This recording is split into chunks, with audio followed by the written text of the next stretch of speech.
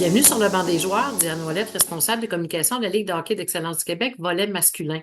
12e saison déjà amorcée, quelques semaines déjà passées à ce stade-ci, Marcel, mais il en demeure pas moins qu'il y a eu quand même, en début de saison, des activités importantes concernant, entre autres, les entraîneurs spécialisés. Peux-tu nous en parler? Le 7 septembre. On a eu notre deuxième activité. On l'a réalisé l'an dernier avec les entraîneurs spécialisés des franchises. Comme tu le sais, chaque franchise doit avoir au niveau de son personnel un directeur technique de franchise, un responsable des gardiens de but et un préparateur physique et bien entendu un entraîneur des habiletés. Donc, ces quatre personnes-là de chaque franchise sont venues à Montréal. À ce moment-là, on a eu plusieurs conférences, activités sur la glace.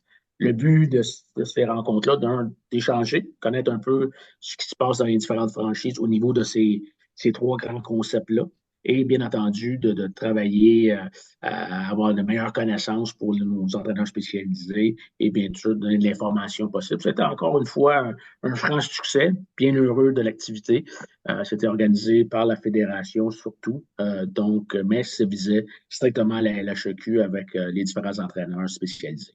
Et toutes les franchises étaient représentées. Oui, il y avait quelques absents. On a eu quand même 80 participants. Donc, pour nous, là, C'est un comme succès. mentionné, c'est un succès. C'est très plaisant aussi de connaître ce que font les autres et surtout de prendre de l'information, surtout avec les préparateurs physiques. On a travaillé sur un des deux concepts très importants au niveau de la préparation physique. Un, c'est la maturité physique. C'est un élément souvent on travaille, comme tu sais, avec l'UQTR. Donc, c'est un concept on cherchait surtout à avoir une façon de, de la vérifier. Est-ce que le joueur est Oui.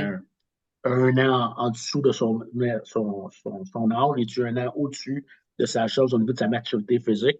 Donc, on a trouvé des concepts. Donc, on va être capable de mettre ça en place la prochaine saison pour nos différents joueurs de la LHEQ. Et l'autre, au niveau de la motricité, tous les concepts de motricité, ça a été donné par l'UQTR encore une fois. Puis ça nous a permis aussi de comprendre certaines choses, puis des choses qu'on va ajuster au niveau de la préparation physique. Bien entendu, au niveau des skills, puis au niveau des gardiens de but, la même chose. Donc, juste à titre d'exemple, ça nous permet à la fédération de connaître d'autres sphères, d'autres éléments que souvent on ne pense pas ou qu'on pense, mais qu'on n'avait pas la solution pour l'appliquer à travers la LHEQ. Dis-moi, Marcel, par curiosité, quand tu parles de maturité physique, est-ce que ça, cette donnée-là, peut même vous permettre de placer au meilleur endroit le joueur à ce moment-là? S'il est un an en dessous de son développement physique ou qui est vraiment au-dessus de son développement physique, est-ce que dans la sélection, la catégorie dans laquelle il va évoluer, ça a un impact à ce moment-là? Ben non, l'élément que moi j'ai surtout véhiculé, puis je l'ai dit en anglais, ça va donner un red flag ou un green flag, c'est OK. un drapeau vert ou un drapeau rouge quand on arrive dans les sélections, puis connaître un peu où est rendu le joueur dans sa maturité. Donc, s'il est un an en retard, ben, peut-être faire attention, s'il est capable d'évoluer avec tous les joueurs, puis il va très bien, quoi que ce soit, peut-être prendre une attention plus particulière à savoir, peut-être avant de le juger trop vite, puis de l'annuler comme joueur ou de le retrancher, excusez. Donc, il faut porter une attention particulière. Moi, je pense que c'est plus un drapeau vert ou un drapeau rouge où le joueur est rendu à son max de maturité. Peut-être que c'est peut-être pas un joueur en progression. Donc, ça va permettre à nos équipes, à nos organisations de voir où est rendu le joueur, puis d'être certain de faire des bonnes sélections. Quand on parle justement de développement de joueurs, on sait qu'Hockey Québec, la fédération a son programme de développement. Donc, qu'est-ce qui va arriver cette année en l'année, la 12e année de la saison de la LHEQ? On a sensiblement la même programmation que l'an dernier. Donc, c'est LHEQ, bien entendu, certains joueurs du RSEQ qui sont invités aux différents programmes. Donc, euh, comme tu le sais, on a la Coupe Bel Air U13 et U14 qui vont avoir lieu encore cette année. Les invitations seront envoyées après les championnats provinciaux. Donc, ça demeure. Les camps des gardiens de but U14, la même chose avec Hockey Canada, ça aussi, ça demeure. Et nos 15 pivots, bien entendu, comme le U15, le U16, sur invitation. Donc, ces éléments-là vont être les mêmes que l'année dernière. Un petit changement cette année, c'est versus le Challenge de la Ligue Midget 3, qu'on avait deux équipes U15 élites qui participaient. Ouais. Cette année, ce ne sera pas le cas. On va inviter au lieu de 40, 80 joueurs, donc 40 participeront au challenge à Saint-Augustin et 40 autres qui participeront au Challenge M17-3A à Saint-Jérôme. Donc, pour nous, d'avoir un plus grand bassin, 80 joueurs au lieu de 40, je pense que cette année, ça va être de bon augure, ça va nous aider. Bien entendu, un point que j'ai oublié de mentionner, le challenge de la frontière, le Cross-Border Challenge, comme on dit en anglais, avec l'Ontario, va continuer l'année prochaine. Donc, après les fêtes, vous allez avoir toutes les informations qu'on va véhiculer sur le site web de l'LHEQ concernant ces différentes activités-là. Donc, la grande nouveauté, ce sont les équipes composées des joueurs de 15 ans qui vont venir compétitionner à l'intérieur des challenges M17-3 cette année. C'est la grande nouveauté, là, finalement, le gros changement qu'on peut voir dans la programmation. C'est le seul changement. La fédération l'avait déjà fait auparavant, d'avoir Oui. 80 joueurs. Moi, j'avais changé ça dû au fait que les Jeux du Canada, je voulais avoir un nombre plus restreint, mais je pense, après mûre réflexion, je pense de changer le concept, d'avoir plus de joueurs, puis je pense qu'on va permettre à plus d'individus de connaître aussi Équipe Québec, donc de participer, puis avoir l'encadrement nécessaire pour continuer à progresser. Quand on parle de challenge la frontière, Marcel, est-ce qu'il y a des nouveautés à ce niveau-là?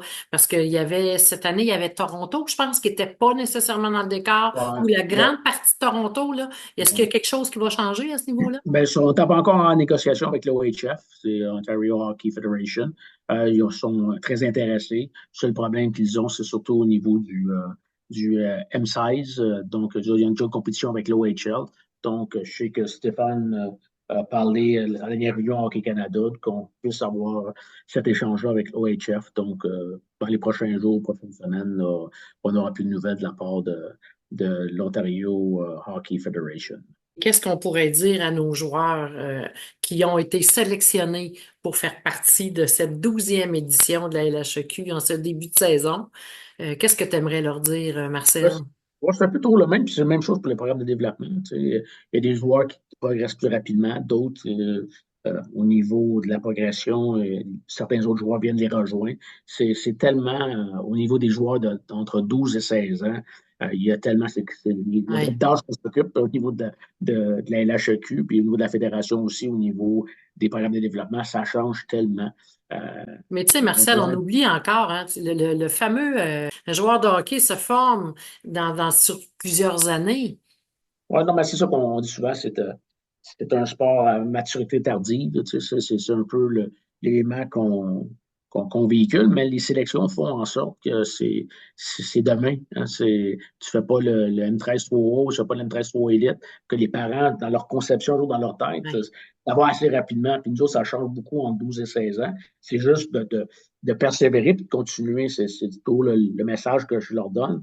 Il peut arriver qu'un joueur progresse plus rapidement, d'autres moins rapidement, mais c'est vraiment c'est de continuer à persévérer puis de vouloir s'améliorer. Puis à chaque jour, souvent les jeunes oublient, c'est à chaque jour quand tu embarques sur la glace ou quand tu t'en vas à ton entraînement hors glace, tente de t'améliorer. Prends cette bouchée-là une journée à la fois au lieu de dire, ben, il y en a qui pensent qu'ils vont réussir sans bien s'entraîner, sans bien travailler sur la glace, et ainsi de suite. Mais c'est à chaque jour que tu dois t'améliorer, trouver des efforts. Quand tu embarques dans une activité, soit sur glace ou hors glace, ton mindset doit être je veux m'améliorer, puis je vais tout faire cette journée-là pour m'améliorer. Oui, parce que les joueurs de hockey aujourd'hui, là, ce sont des athlètes qui commencent à se former très jeunes. On parle plus que d'un joueur de hockey, on parle d'athlète aujourd'hui, avec tous les programmes qu'il y a d'entraînement et tous les développements qui se passent. C'est incroyable, là. Comment un joueur va devenir beaucoup plus prêt physiquement à réaliser tel exercice ou telle action sur Mm. la glace pendant un match versus là, 5-6 ans. Ça va pas vite, ça aussi, hein, Marcel? L'évolution de ça, de ces joueurs-là? Tout va vite hein, aujourd'hui, fait que c'est la même chose au hockey. Tout se fait rapidement. Les gens veulent avoir des résultats rapidement, mais faut prendre le temps. Puis souvent, même à titre d'exemple, au symposium, on a des joueurs qui arrêtent pas de l'été, puis ils font tout le temps différentes activités. Le repos, de prendre le temps de faire, même si c'est d'autres sports, même si tu ne le fais pas de façon compétitive dans une équipe ou quoi que ce soit, mais de continuer à vouloir t'améliorer, à, à, à travailler sur d'autres habiletés que généralement que tu ne vis pas au hockey. Même si à tous les jours, tu irais avec ton père te lancer la balle une demi-heure par semaine ou de lancer le ballon de football, quoi que ce soit. Mais c'est tous des éléments. Tu sais, à chaque jour, tente de t'améliorer, trouve quelque chose qui pourrait être bénéfique pour ton développement. Et dis-moi, les parents là-dedans, quelle est leur place? Les parents, c'est essayer de comprendre tout le fonctionnement.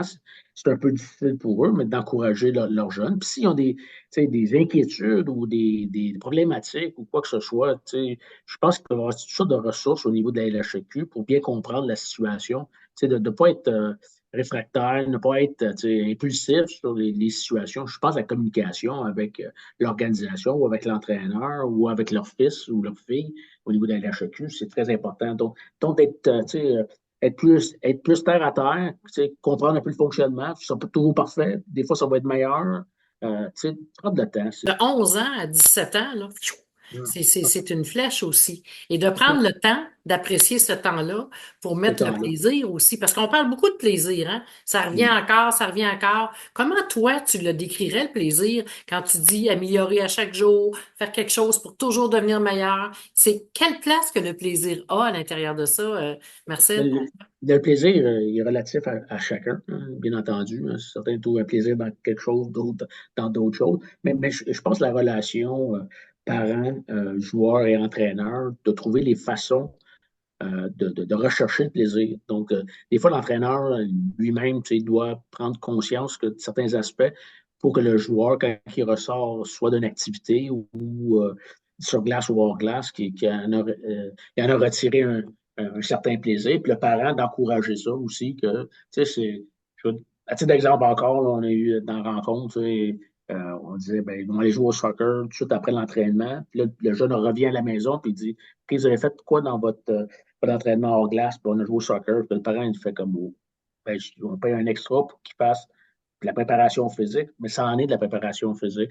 Fait que des fois, de faire attention comme parent, tu sais, de comprendre, puis de se poser des questions, c'est pourquoi on a fait ça? Pourquoi vous êtes on joue au soccer au lieu de faire vraiment une séance hors glace, en gym ou quoi que ce soit, ben, tu sais, de comprendre que ça aussi, ça a des bénéfices. Donc, que le jeune, probablement, en a tiré un meilleur plaisir que juste faire une activité Ouais. en salle de musculation. Donc, faire attention, tu sais, le plaisir tu peux le rechercher partout, de façon différente, puis être sûr que le jeune, ben, quand il revient à la maison, ben, qu'il ait un sourire, puis vous autres, de vous assurer que le sourire est là. Sur ces mots, on pourrait souhaiter une excellente saison à tout le monde, Marcel. Oui, une très bonne saison. Je sais qu'on a, de part à nous, il y a certaines nouveautés qui seront expliquées ultérieurement, soit par M. Corriveau. Donc, pour nous, ça a été une bonne planification cette année. Je pense qu'on est arrivé encore plus près que les années précédentes. On a pris le Ouais. temps en juin, juillet et août là, de bien planifier nos choses pour qu'on puisse avoir du succès pour cette 12e édition.